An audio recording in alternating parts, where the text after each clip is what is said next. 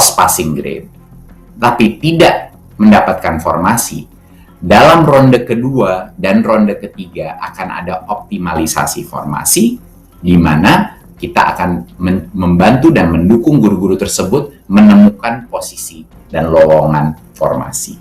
Jadi jangan khawatir, ada beberapa guru cukup besar angkanya yang lolos passing grade tapi saat ini belum bisa dapat formasinya, dan itu yang akan kami pandu dan dukung untuk memastikan bahwa mereka mendapatkan kesempatan terbaik untuk mendapatkan formasi yang ada. Ya, seperti yang saya bilang tadi, masih ada ronde kedua, ronde ketiga. Bagi yang sudah lolos passing grade, bagi guru-guru honorer yang sudah lolos passing grade, mereka punya opsi. Mereka bisa mengikuti registrasi ronde kedua dan ronde ketiga tanpa mengambil tesnya ulang. Tetapi kalau mereka ingin mencoba mendapatkan angka yang lebih tinggi, itu juga diperbolehkan. Mereka boleh mengambil tesnya lagi untuk punya kesempatan mendapatkan angka yang lebih tinggi lagi, sehingga ranking mereka di dalam seleksi formasi menjadi lebih tinggi. Jadi itu adalah opsi bagi yang lolos passing grade. Tapi kalau dia sudah percaya diri dengan angka sebelumnya dan ingin ikut registrasi ronde kedua, dia tidak perlu mengambil tes seleksi lagi. Ya, itu adalah keputusan dari masing-masing guru honorer. Ini soalnya itu, kualitas soalnya itu sama, tapi soalnya berbeda, gitu ya. Maka kita buat sekian set soal, dan itu diukur, dikembangkan oleh profesor yang diketuai oleh seorang profesor pengembangan instrumen dari UPI. Dari situ soalnya diacak sedemikian rupa dengan tingkat kesukaran dan bobot. Yang satu set untuk tahap 1, satu set tahap 2, satu set tahap 3 itu sama. Karena sebenarnya penempatan sekolah negeri swasta itu kan tidak membedakan kepintaran, kan mereka tuh rata-rata saja. Tapi hanya beruntung dia di sekolah negeri, yang lain di sekolah swasta. Nah, kalau pada punya passing grade, maka passing grade ini akan dibawa di berikutnya. Bisa ikut, bisa tidak tes. Karena kalau yakin, oh aku tinggi kok, gak usah ikut. Tapi kalau misalnya saya pengen nyoba lagi, passing grade-nya itu akan diperhitungkan yang paling tinggi.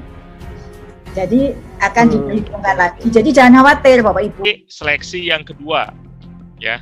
Nah, seleksi yang kedua ini selain THK 2, guru non ASN di sekolah negeri, mulai ada guru swasta, ya, guru swasta. Tetapi bisa mengikuti di tes 2 itu jika formasi dari tes 1 itu masih ada yang belum terisi, ya. Jadi formasi di tes seleksi kompetensi 1 yang belum terisi bisa dipilih nanti oleh peserta kategori 3 dan 4, yaitu guru swasta dan lulusan PPG, itu di seleksi kompetensi 2. Nah, khusus untuk guru lulusan PPG itu hanya bisa melamar di mana dia domisili, di mana dia berdomisili. Misalkan lulusan PPG itu dia berdomisili di Kota Bandung, maka dia hanya boleh mengikuti seleksi P3K formasi yang ada di Kota Bandung, khusus untuk lulusan PPG. Karena nanti verifikasinya akan langsung berdasarkan NIK, ya, nomor induk kependudukan. Jadi tidak bisa lulusan PPG yang belum mengajar, ya, yang tadi kategori 4 itu keluar daerah, ya, tetapi di daerahnya. Nah, ini pengususan, pengecualian. Nah, ketika seleksi kompetensi 2 itu selesai dilaksanakan, terus masih ada yang yang belum lulus, itu masih bisa mengikuti di seleksi kompetensi ketiga jika ada formasi yang masih belum terisi. Jadi syaratnya formasi yang belum terisi. Jadi Bapak dan Ibu kuncinya berjuang harus bisa melewati ambang batas atau passing grade, yang mana aturannya akan disampaikan kemudian oleh BKN, ya. Nah, seleksi kompetensi 3 ini baru boleh lintas wilayah dan lintas kewenangan. Dalam arti untuk yang SMA, SMK, jika ada formasinya di jenjang SMP, ya, itu bisa, ya, memilih formasi di jenjang SMP, ya, sesuai dengan bisa serdiknya ataupun kualifikasi akademis S1-nya, ataupun bisa lintas wilayah ke yang lainnya. Jadi diikuti seleksi kompetensi kedua, ya, dengan yang lebih banyak lagi bertambah. Seleksi kompetensi 2 yaitu peserta 1 dan 2 yang belum, ya, memilih kembali formasi yang masih belum terisi sesuai serdik atau kualifikasi yang bersangkutan di seleksi kompetensi 1, ya, di seleksi kompetensi 1 di sini, ya. Peserta 1, 2, dan 3 tidak dapat melamar ke instansi lain, dia tetap masih di satuan pendidikan yang sesuai dengan kualifikasi akademisnya atau sesuai dengan serdiknya.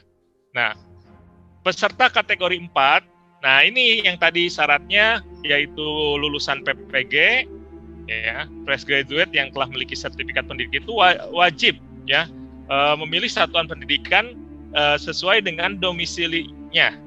Jadi kalau domisilinya ada di Kabupaten Serang, ya dia hanya bisa mengikuti formasi di Kabupaten Serang.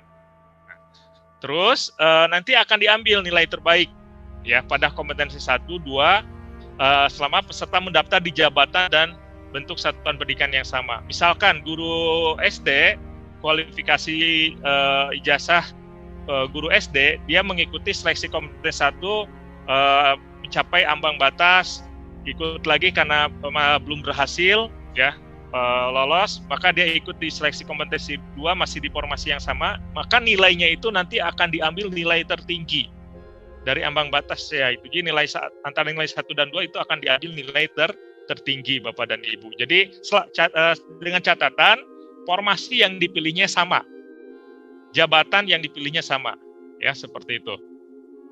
Yang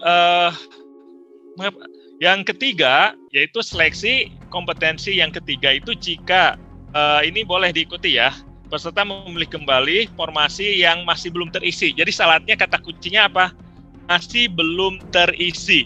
Bagaimana jika di seleksi kompetensi 1 formasinya sudah terisi? Ya tidak akan dibuka lagi untuk formasi di seleksi kompetensi 2.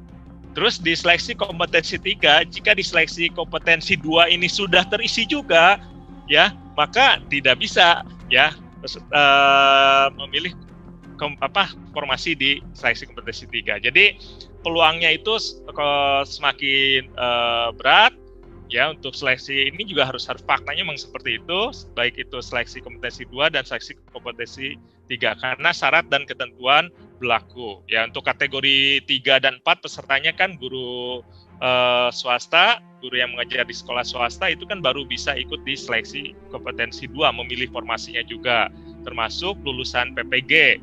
Lulusan PPG itu selain mulai bisa memilih formasi di seleksi kompetensi 2, juga ada syarat wajib, ya, melamar instansi sesuai dengan domisilinya.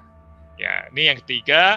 Dan bagi setelah dilaksanakan 3 rangkaian seleksi kompetensi 1, 2, dan 3 masih ada formasi yang kosong, ya, maka tidak akan dilaksanakan lagi seleksi, tetapi akan secara by system itu sesuai dengan passing grade atau ambang batas yang diraih oleh peserta.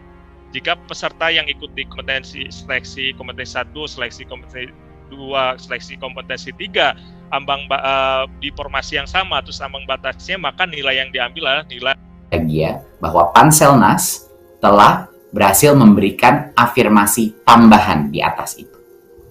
Dan itu ada 2 elemen. Yang pertama adalah bagi guru-guru dengan usia di atas 50 tahun, kita memutuskan dan Panselnas memutuskan untuk memberikan 100% jumlah nilai tambahan dari kompetensi teknisnya. Jadi untuk yang usia 50 tahun, otomatis diberikan dari sisi nilai kompetensinya 100%. Dan juga untuk yang usia di atas 50 tahun, kita memberikan nilai tambahan 10% dari aspek manajerial sosiokulturalnya dari nilainya. Jadi ini adalah merupakan suatu kabar gembira bagi yang usia di atas 50 tahun. Kita ingin sekali mengapresiasi pengabdian para guru-guru honorer yang sudah berpuluh-puluh tahun mengabdi dan pengalaman mereka patut dinilai.